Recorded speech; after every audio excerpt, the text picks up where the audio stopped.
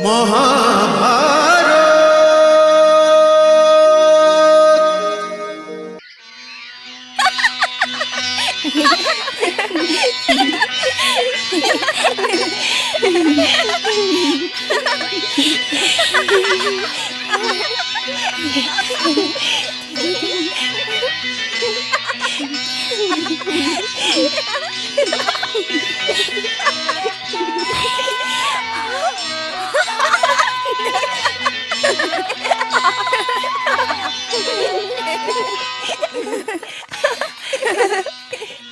তো ভরে গেছে কানে, কিন্তু মন ভরেনি।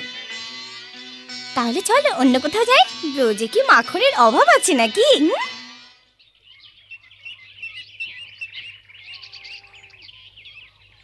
আরে ও পারো, আসছি মা। এই দুধের কলসিটা ধর। দাও মা। আর ওই খিলটা বন্ধ করে দিস, কে জানে কখন যশোদার ছেলেটা আবার এসে পড়ে। তোমার তো মা কিছুই বুঝতে পারি না।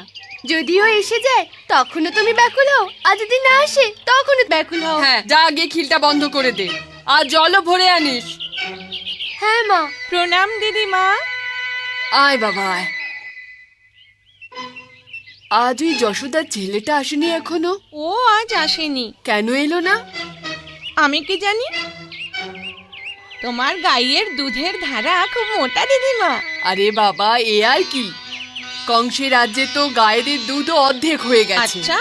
গায়েরে তো দুধ দিত মহারাজা উগ্রসেনের রাজত্বে। দুটো প্রাণী তার বাটের নিচে বসে স্নান করে নিতে পারত, কিন্তু ভগবানই জানি না কি হয়েছে, উনি এটাও দেখেন না যে গাইগুলো শুকিয়ে যাচ্ছে। আরে এই ছেলে, তুই আমার গায়েদের দিকে নজর লাগাস না। আরে ও কানাই শোনা, একটু দাঁড়া তো, আমি তোকে আজ কিছুতেই ছাড়বো না। এক্ষুনি আসছি আমি, একটু দাঁড়িয়ে যা শোনা। তুই যাবি কোথায়? হ্যাঁ, দাঁড়া, কোথায় কোথায় পালিয়ে যাচ্ছিস? আরে যা কানাই, কানাই, কানাই, ওকে ধরতে পারলে আমি ভীষণ মারবো কিন্তু।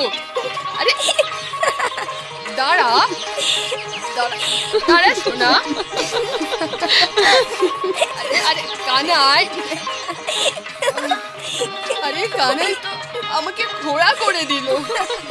আরে ওই যশোদার ছেলেটা তো গায়েদের দোয়ানো দুষ্কর করে দিয়েছে।